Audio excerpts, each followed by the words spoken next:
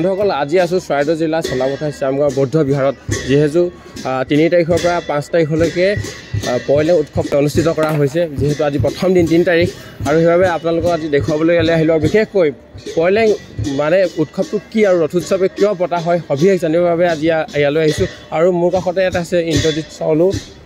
ভান্তে হয় নমস্কাৰ বিশেষকৈ এই পয়লেং উৎসৱটো আসলে কিয় পতা হয় আৰু পয়লেং উৎসৱটো কি আসলে আমাৰ দৰ্শকক অলপ বুজাই দিয়াচোন হয় সকলোৱে নমস্কাৰ জনাইছোঁ আৰু আমাৰ পয়লেং উৎসৱলৈ মই সকলোকে মানে সমূহ ৰাইজলৈ স্বাগতম জনাইছোঁ আপোনালোকে আহক আজিৰ পৰা 3, 4, 5 ফেব্ৰুৱাৰীলৈকে আমাৰ এই অনুষ্ঠানটো অনুষ্ঠিত হৈ থাকিব আমাৰ পয়লেং হৈছে আমাৰ টাই ভাষাত কোৱা হয় পয় হৈছে উৎসৱ আৰু লেং হৈছে ৰথ মানে এইটো হৈছে এটা ৰথ উৎসৱ কিয় কাৰণে কৰা হয় বুলি ক'লে মানে আমাৰ যেতিয়া বৌদ্ধ ধৰ্মীয় থেৰবাদ যোনবিলাক বৌদ্ধ ভিক্ষুসকল যোনবিলাক ভিক্ষু বা ভান্তেসকল তেওঁলোকৰ ভিক্ষু জীৱন 20 বছৰ পাৰ কৰিছে বা যিজন ভান্তে আমাৰ সমাজৰ কাৰণে বৌদ্ধ সমাজৰ কাৰণে বা আমাৰ মানৱ ধৰ্মৰ কাৰণে বা মানুহৰ কাৰণে সমাজৰ কাৰণে কাম কৰিছে তেনেকুৱা ভিক্ষু বা ভান্তে যেতিয়া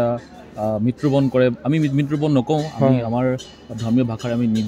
নিৰ্বাণকামী বুলি কওঁ তেওঁ যেতিয়া নিৰ্বাণকামী হয় বা যেতিয়া আমাৰ ইয়াৰ পৰা নাইকিয়া হৈ যায়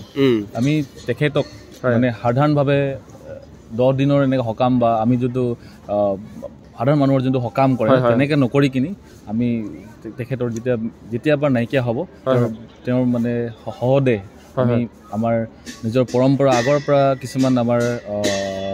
চলি অহা যেনেকৈ হাৰ্বেল কিছুমান দৰৱ আছে দৰৱ দি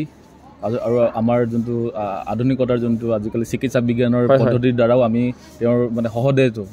কাপোৰে মেৰিয়াই ৰেপ কৰি কিনি বিভিন্ন ধৰণৰ আমাৰ যেনেকৈ চূণ চাদা এনেকৈ তাক ৰেপ কৰি কিনি মেৰিয়াই কিনি এইকাৰণে ৰখা হয় এনেকৈ যাতে তেওঁৰ সহদেহটো প্ৰায় 1 বছৰ বা 1.5 বছৰ 6 মাহ 8 মাহলৈকে যাতে কোনো ধৰণৰ অনিষ্ট নোহোৱাকৈ বা কোনো ধৰণৰ দুৰ্গন্ধ নোহোৱাকৈ থাকিব পাৰে আমি যেতিয়া তেওঁক মানে যেতিয়া এনেকৈ ৰখা হোৱা জেগাটো আমি মানে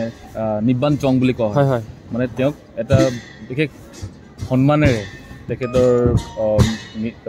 সহদেহটো আমি এটা ঘৰত ৰখা হয়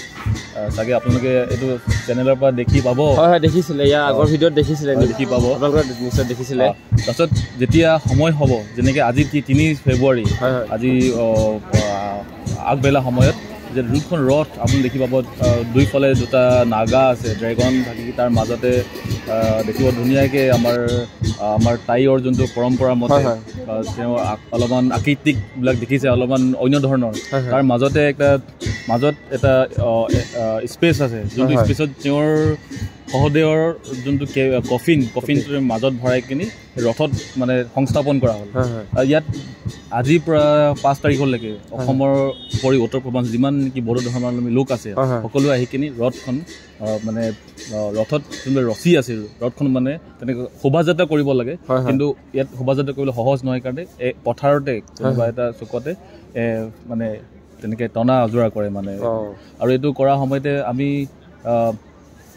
শান্তিৰ সদগতিৰ কাৰণে আৰু লগতে সমগ্ৰ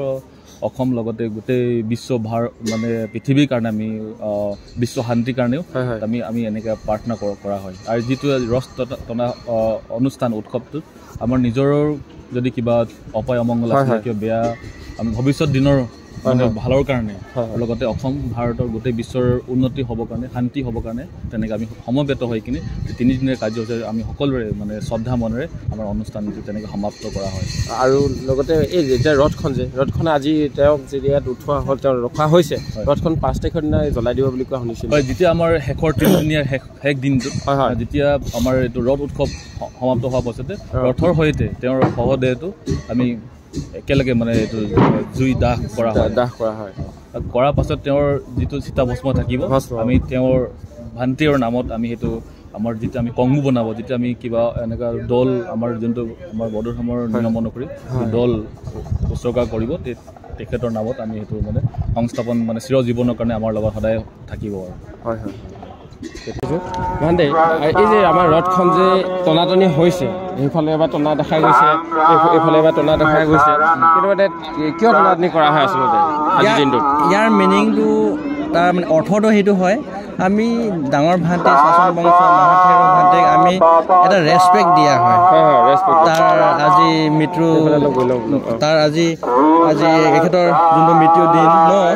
আমি তাৰ নামত আমি এটা ডাঙৰ মেলা উদযাপন কৰা হৈছে আমাৰ চলাপথাৰ গাঁৱত তো এইটো ৰথ টনা মানে মানুহে তাক ৰেছপেক্ট দিয়া মানে আপোনাৰ সৰল ভাষাত যদি ক'বলৈ যায় মানে এইটো আপোনাৰ আমি পে ৰেছপেক্ট আৰু যে এই ৰছীডাল তোমালোকে দেখুৱাই দিয়া এই ৰছীডাল যেতিয়া দুইটা চাইডে যেতিয়া টনাটনি কৰা হয় আৰু এই ৰছীডাল টানিলে মানে তলৰ পুণ্য হয় বুলি কোৱা কথা আছিলে পুণ্য মানে কেলে আমাৰ ভান্তেও বহুত শিলৱান গুণৱান তো যেতিয়া আমি ভান্তেক আমি যেতিয়া লাষ্ট বিদায় দিওঁ এই মানে কি কৈছে এই ৰছীটো মানে টনা মানে আমি আমাৰ কি শেষৰ দিন আমি লাষ্ট যেতিয়া বিদায় দিওঁ তেনে আমি ভান্তেৰ শিল গুণ তাৰ যোনটো ইমান পুণ্য মানে কৰা হৈছে আমি সেই ভান্তেৰ গুণখিনি শিলৱানখিনি ভান্তেৰ যোনটো যে আশীৰ্বাদখিনি আমিও পাম বুলি গোটেই ৰাইজে মানে এটা মানে কি কৈছে মানে সেই পুণ্য বলটো মানে সেই পুণ্যটো আমি পোৱা হয় বুলি আমি মানে ভবা যায় ঠিকে মানে কি ভাবে নহয় জানো হয় আৰু বিশেষকৈ চব চব দেখাতে এতিয়া সোণালী বৰণ সোণালী ৰং এনেতেতো এতিয়া সোণালী ৰংটো এটা মানে সোণালী ৰঙত মানে আমি ভান্তেক বিদায় দিছো অন্তিম যাত্ৰা হয় ঠিকে ধন্যবাদ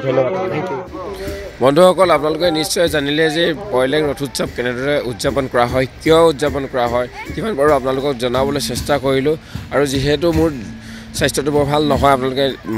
মোৰ শব্দটো শুনি গম পাইছে মাতটো একদম ভাগি গৈছে আৰু যিহেতু জ্বৰ কাহ হৈ আছে সেইবাবে আপোনালোকক যিমান পাৰোঁ দেখুৱাবলৈ চেষ্টা কৰিলোঁ যদি ভিডিঅ'টো চাই আপোনালোকে ভাল পায় তেনেহ'লে শ্বেয়াৰ কৰিবলৈ নাপাহৰিব আজিলৈ ধন্যবাদ জয় আই অসম